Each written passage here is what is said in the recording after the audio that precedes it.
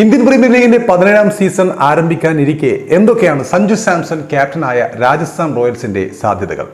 സഞ്ജു സാംസൺ എന്ന നായകൻ ഈ സീസണിൽ ടീമിനെ കപ്പടിപ്പിക്കുമോ? ടീമിലെ സഹതാരങ്ങളിൽ എത്രത്തോളം സ്വാധീനം സഞ്ജുവിന് ചെലുത്താനാവുന്നുണ്ട്? നമുക്കൊന്ന് നോക്കാമെന്ന് തോന്നുന്നു.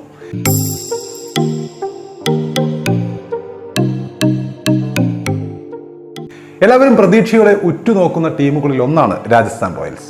സഞ്ജു സാംസൺ നയിക്കുന്ന മലയാളി താരം സഞ്ജു സാംസൺ നയിക്കുന്ന രാജസ്ഥാൻ റോയൽസ് ഇത്തവണ വലിയ രീതിയിൽ കരുത്തുറ്റ ഒരു താരനിരയോടെയാണ് ഇറങ്ങുന്നത്.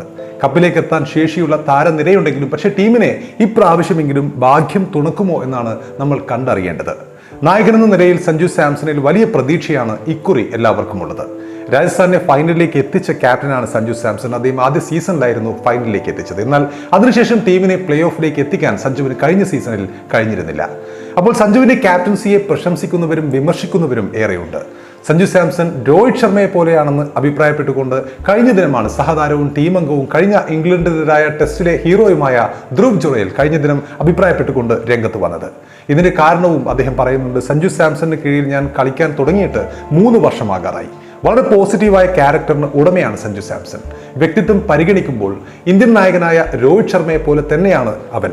തന്ത്രങ്ങളെക്കുറിച്ചും ടീമിന്റെ പദ്ധതികളെക്കുറിച്ചും എപ്പോഴും ഇങ്ങനെ സംസാരിച്ചു കൊണ്ടേയിരിക്കും. എപ്പോഴും നമ്മളെ സുരക്ഷിതരാക്കാൻ സഞ്ജു ശ്രമിക്കാറുണ്ട്. ആദ്യ വർഷം ഞാൻ ബെഞ്ചിലിരുന്നു, ഒരു മത്സരം പോലും എനിക്ക് കളിക്കാൻ അവസരം ലഭിച്ചിരുന്നില്ല. എന്നാൽ അത്തരമൊരു തോന്നൽ ഒരിക്കലും സഞ്ജു എനിക്ക് നൽകിയതേയില്ല. എല്ലാവരെയും ഒരുപോലെയാണ് അദ്ദേഹം കൊണ്ടു നടന്നത്. കളത്തിനകത്ത് മാത്രമല്ല പുറത്തും മത്സരത്തെക്കുറിച്ച് സംസാരിക്കുകയും അദ്ദേഹത്തിന്റെ അനുഭവങ്ങൾ പലപ്പോഴായി പങ്കുവെക്കുകയും ചെയ്യാറുണ്ട്. ധ്രുവ് ജുറേൽ പറഞ്ഞത് ഇങ്ങനെയാണ്, സഞ്ജുവിന് സർട്ടിഫിക്കറ്റ് നൽകിക്കൊണ്ട് പറഞ്ഞത് ഇങ്ങനെയാണ്. അതുപോലെ അദ്ദേഹം ഇതുകൂടി കൂട്ടിച്ചേർക്കുകയുണ്ടായി. സഞ്ജു എല്ലാവരോടും വലിയ സൗഹൃദം കാത്തു സൂക്ഷിക്കുന്ന നായകനാണ്. താരങ്ങളെ പരമാവധി സമ്മർദ്ദത്തിലേക്ക് തള്ളി വിടാതിരിക്കാനാണ് സഞ്ജു ശ്രമിക്കാറുള്ളത്. ഉത്തരവാദിത്തം ഏറ്റെടുക്കാൻ ശ്രമിക്കുന്ന നായകനാണ് അദ്ദേഹം. തോൽവികളിൽ സഹതാരങ്ങളെ കുറ്റപ്പെടുത്തുന്ന രീതി ഒരിക്കലും സഞ്ജുവിനില്ല. എല്ലാ താരങ്ങളെയും ഒരുപോലെ കൊണ്ടു നടക്കാനും വ്യക്തിപരമായ അടുപ്പം കാത്തു സൂക്ഷിക്കാനും സഞ്ജു ശ്രമിക്കാറുണ്ട്. രോഹിത് ശർമ്മയും ഇതേ രീതിയിലാണ് ടീമിനെ മുന്നോട്ട് കൊണ്ടുപോകുന്നത്. ജുറേലിന്റെ ക്യാപ്റ്റനുള്ള പിന്തുണ ഇങ്ങനെയാണ്. അപ്പോൾ ഇത്തവണ സഞ്ജുവിനെ സംബന്ധിച്ച് കാര്യങ്ങൾ കുറച്ചുകൂടി കടുപ്പമാണ് എന്ന് പറയാൻ സാധിക്കും. കാരണം മികച്ച ബാറ്റിംഗ് പ്രകടനം നടത്താത്ത പക്ഷം T20 ലോകകപ്പിനുള്ള ഇന്ത്യൻ ടീമിലേക്ക് സഞ്ജു സാംസൺ പരിഗണിക്കപ്പെടാൻ സാധ്യതയില്ല. അതുകൊണ്ട് തന്നെ ബാറ്റ്സ്മാനായും ക്യാപ്റ്റനായും സഞ്ജുവിന് ടീമിനെ മുന്നിൽ നിന്ന് നയിക്കേണ്ടതായിട്ടുണ്ട്.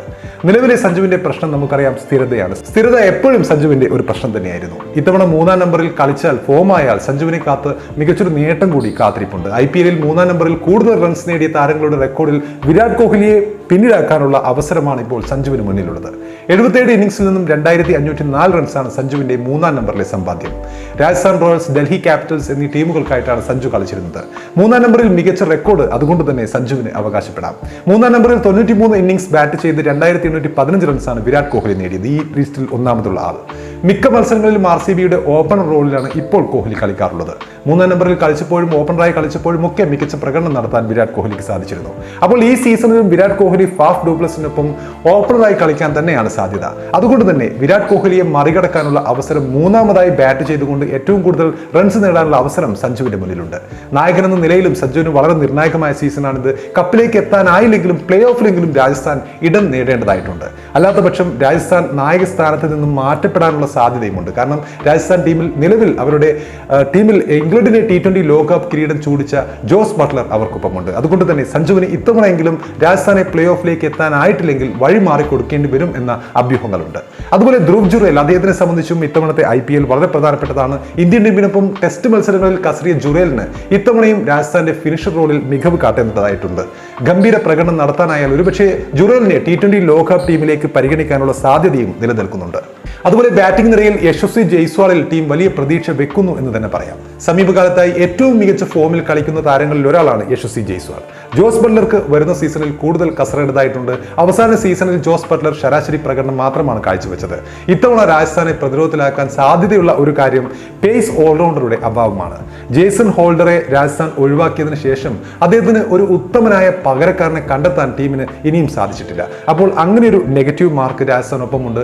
എങ്കിൽ കൂടിയും രാജസ്ഥാന്റെ ബോളിംഗ് അതീവ ശക്തമാണ്. ഏറ്റവും മികച്ച സ്പിന്നർമാർ അണിനിരക്കുന്ന ടീമാണ് രാജസ്ഥാൻ.